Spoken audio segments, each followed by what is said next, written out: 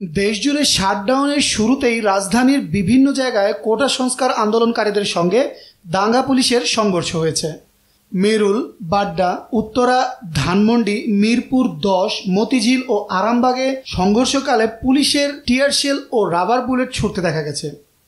প্রত্যক্ষদর্শীরা জানায়, police tear shell ও rubber bullet ছুড়তে শুরু করলে বিক্ষোভকারীরা বিভিন্ন আবাসিক এলাকায় অলিগলিতে ছড়িয়ে ছিটিয়ে যেতে থাকেন। সংঘর্ষে আতঙ্কিত হয়ে পড়েন বাসিন্দারা। রাজধানীর মেরুল বাড্ডায় সকাল 10:30টার পরে রাস্তায় অবস্থান নেন ব্র্যাক বিশ্ববিদ্যালয়ের শিক্ষার্থীরা। এরপর বেলা 11:15টার দিকে পুলিশের সঙ্গে শিক্ষার্থীদের ধাওয়া পাল্টা ধাওয়া শুরু হয়। এই সময় পুলিশ টিয়ার গ্যাস ছুড়ে আন্দোলনকারীদের ছত্রভঙ্গ করে দেওয়ার চেষ্টা করে, তবে এতে আন্দোলনকারীরা পিছু হটলেও পাল্টা প্রতিরোধ গড়ে তোলেন। এছাড়া রাজধানীর প্রগতি সরণির বসুন্ধরা গেটের সামনে থেকে নতুন বাজার পর্যন্ত কোটা বিরোধী আন্দোলন করছেন বিভিন্ন বিশ্ববিদ্যালয়ের শিক্ষার্থীরা। উত্তরায় স্কুল কলেজের শিক্ষার্থী ও বিক্ষোভকারীদের সঙ্গে পুলিশের সংঘর্ষ হয়েছে। আজ উত্তরা আজমপুর এলাকায় আন্দোলনকারী শিক্ষার্থীদের সঙ্গে পুলিশের সংঘর্ষ এখন পর্যন্ত 4 জন নিহত হয়েছে বলে জানা গেছে। কুয়েত মৈত্রী হাসপাতালের সুপারিনটেনডেন্ট মিজানুর রহমান বলেন, আহত হয়ে 50 জনেরও বেশি হাসপাতালে এসেছেন। তাদের মধ্যে 4 জনকে মৃত ঘোষণা করা হয়েছে। আহতদের মধ্যে পুলিশ সদস্য আছেন। উত্তরা আধুনিক মেডিকেল কলেজ হাসপাতাল সূত্রে জানা গেছে, উত্তরায় সংঘর্ষের পর প্রায় 500 জন আহত হয়ে সেখানে চিকিৎসা নিয়েছেন। এদিকে আন্দোলনরত শিক্ষার্থীদের সঙ্গে পুলিশের সংঘর্ষে রণক্ষেত্রের রূপ নেয় মিরপুর 10 গোলচত্বর।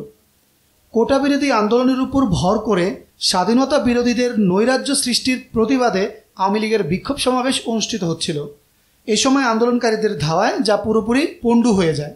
দুপুর 12:15টার দিকে আন্দোলনকারীরা ধাওয়া দিয়ে পুলিশকে মিরপুর থানার দিকে নিয়ে যায়। পরে আবার পুলিশ ধাওয়া দিয়ে আন্দোলনকারীদের মিরপুর 10 নম্বরের দিকে নিয়ে আসে।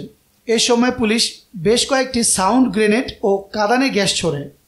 জবাবে আন্দোলনকারীদেরও ইট পাটকেল ছুটতে দেখা যায়। এদিকে রাজধানীর সায়েন্স ল্যাবে কোটা সংস্কার আন্দোলনকারীদের সঙ্গে ছাত্রলীগ এবং পুলিশের সংঘর্ষ হয়েছে। দুপুর 1:30টার দিকে ত্রিমুখী সংঘর্ষ শুরু হয়। সায়েন্স ল্যাব মোড়ে আগে থেকেই অবস্থান নিয়েছিলেন পুলিশ এবং ছাত্রলীগের কর্মীরা।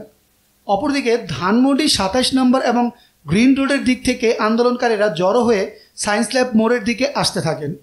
এ সময় ত্রিমুখী সংঘর্ষ শুরু হয়। কিছুক্ষণের মধ্যে শিক্ষার্থীরা কিছুটা পিছু হটলেও আবার জড়ো হয়ে ইট পাটকেল ছুঁড়েছেন। বর্তমানে সেখানে ব্যাপক সংঘর্ষ চলছে। একের পর এক টিয়ার শেল এবং সাউন্ড গ্রেনেড বিস্ফোরণ হচ্ছে। শিক্ষার্থীরা ইট পাটকেল ছুঁড়ছেন। শনিরাকড়া, কাজলা ও যাত্রাবাড়ি এলাকায় আইন শৃঙ্খলা বাহিনীর সদস্যদের সঙ্গে আন্দোলনরত শিক্ষার্থীদের সংঘর্ষ চলছে। এর আগে বেলা 11টার দিকে শনিরাকড়া এলাকার দিক থেকে আন্দোলনরত শিক্ষার্থীরা মিছিল নিয়ে যাত্রাবাড়ির দিকে যাওয়ার চেষ্টা করেন। এ সময় তাদের আটকাতে আইন শৃঙ্খলা বাহিনীর সদস্যরা কাঁদানে গ্যাস ও সাউন্ড গ্রেনেড ছোড়েন। এরপর দুই পক্ষের মধ্যে শুরু হয় সংঘর্ষ। চলমান কোটা সংস্কার আন্দোলনে গত 17ই জুলাই বুধবার রাতে যাত্রাবাড়িতে সংঘর্ষে 18 বছর বয়সী এক কিশোর নিহত হওয়ার খবর পাওয়া গেছে।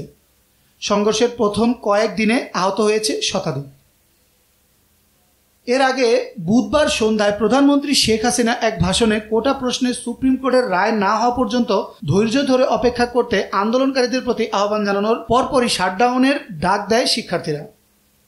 আগামী মাসের প্রথম সপ্তাহে অনুষ্ঠেয় রায় নিয়ে তারা হতাশ হবে না বলে শিক্ষার্থীদের আশ্বস্ত করেন প্রধানমন্ত্রী। এ সময় আন্দোলন চলাকালে হত্যাকাণ্ডের অপরাধীদের চিহ্নিত করতে বিচার বিভাগীয় তদন্তেরও নির্দেশ দেন শেখ হাসিনা।